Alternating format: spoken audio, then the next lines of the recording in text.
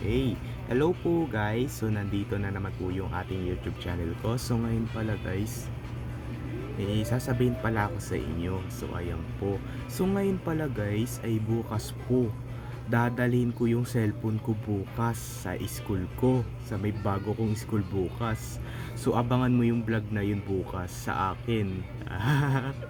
Dadalhin ko daw kasi ang sinabi kasi sa akin ni Daddy na iingatan ko daw yung cellphone ko kasi baka kunin ni teacher pag una kasi ganito, pag may klase na nandiyan na si teacher bawal na muna mag cellphone, pero pag abang wala pa si teacher magbablog na ako agad, pero isa lang naman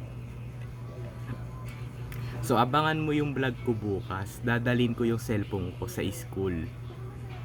Abangan mo yun. Paano papakita ko sa inyong classmate ko lahat na maliliit, magkakaway sila sa vlog ko. Ayan, so ayan po. So abangan mo yung vlog na yun. Dadalhin ko yung cellphone ko.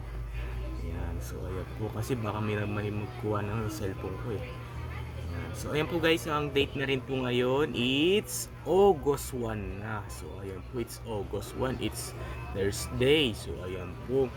So bukas po ay pang-apat na araw na yung pasok ko.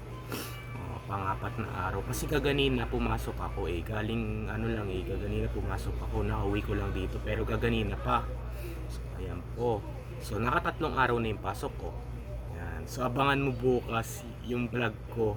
Dadalhin ko yung cellphone sa school. Doon ako magbablog. Ikakaway ko yung mga kaklasmate ko doon.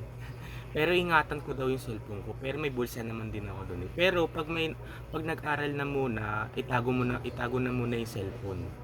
No, bawal mo na gamitin. Abang nag-aaral ka kasi, naaawak-awak mo yung cellphone. Kukunin. No, kailangan na muna mag-aral. Itatago na muna yung cellphone mo. Ingatan ko daw. Ayan po. So abangan mo yung vlog ko bukas ha. Magba-vlog ako dun sa school. Dadalhin ko yung cellphone ko. Yan po guys. Bye!